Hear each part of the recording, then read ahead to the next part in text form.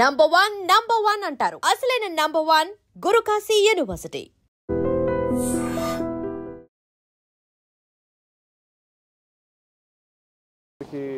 శుభోదయం. ఈరోజు తిరుపతి జిల్లాలో మళ్ళీ ఒక ఇంటర్ డిస్ట్రిక్ట్ ఒక హెచ్బి అఫెండర్స్ గ్యాంగ్ని ఈరోజు పట్టుకోవడం జరిగింది నిన్న. సో దానికి సంబంధించి మనం వివరాలు చూసినట్లయితే దీంట్లో ప్రధానంగా కోవిల్ మణి అని చెప్పి ఇతను నమక్కల్ డిస్ట్రిక్ట్ తమిళనాడు.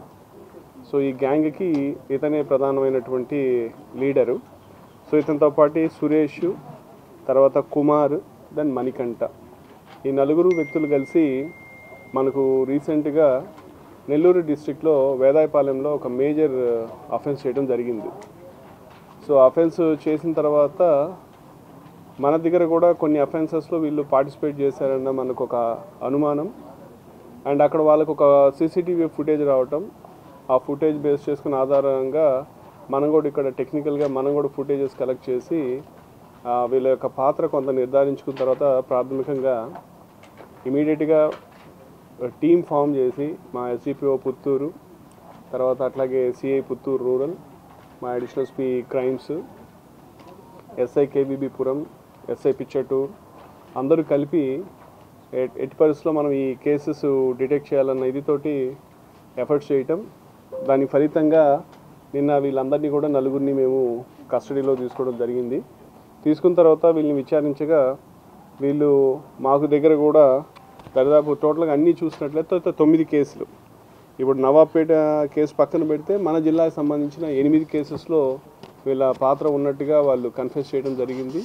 అలాగే వాళ్ళ దగ్గర మనం దాదాపు 190 గ్రాముల బంగారం, అట్లాగే 2.43 కేజీల వెండి, మొత్తం 3 పల్సర్ బైక్స్, అట్లాగే ఏదైతే అఫెన్స్ చేయడానికి వాళ్ళు పనిముట్లు వాడతారో ఆ పనిముట్లు అన్నీ కూడా వాళ్ళ నుంచి మనం లైవ్గా పట్టుకోవడం జరిగింది.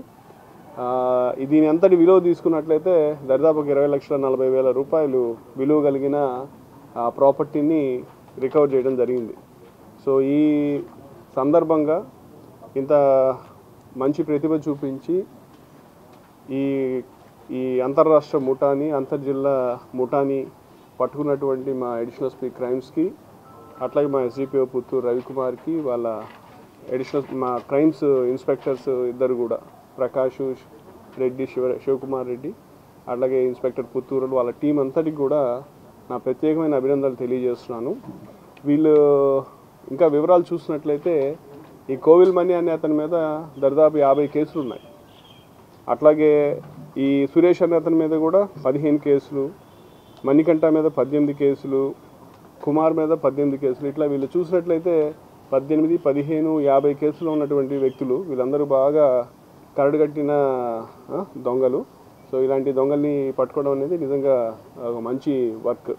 కాబట్టి మరొకసారి మా సిబ్బంది అంతటికి, వీళ్ళతో పాటు ఎవరైతే కానిస్టేబుల్ ఉన్నారో తిరిగి ఫీల్డ్ మీద వీళ్ళ గురించి ఇన్ఫర్మేషన్ కలెక్ట్ చేసి ఈ కేసు డిటెక్ట్ అయ్యేదానికి కృషి చేసినటువంటి ఆ కానిస్టేబుల్ అందరికీ కూడా నా ప్రత్యేకమైన అభినందనలు తెలియజేస్తున్నాను. ఇద్దరు పరారీలో ఉన్నారు.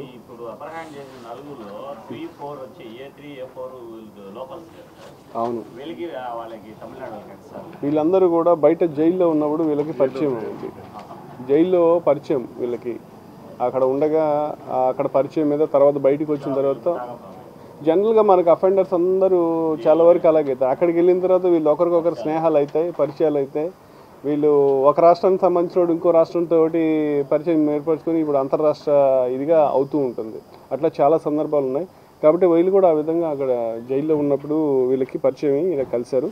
ఇప్పుడు మీరు అన్నట్టు ఇద్దరు ముద్దాయిలు ఎవరైతే పరారీలో ఉన్నారో ప్రభు అండ్ మణికంఠన్, వాళ్ళ గురించి కూడా ఎఫర్ట్స్ చేస్తున్నాము. త్వరలో వాళ్ళని కూడా పట్టుకుంటాము.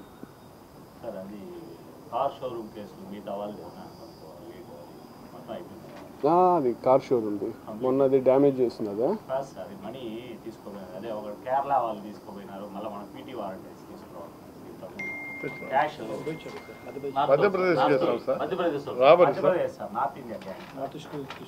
రాబరీ కేసు మనం ఇద్దరు తెచ్చినాం సార్.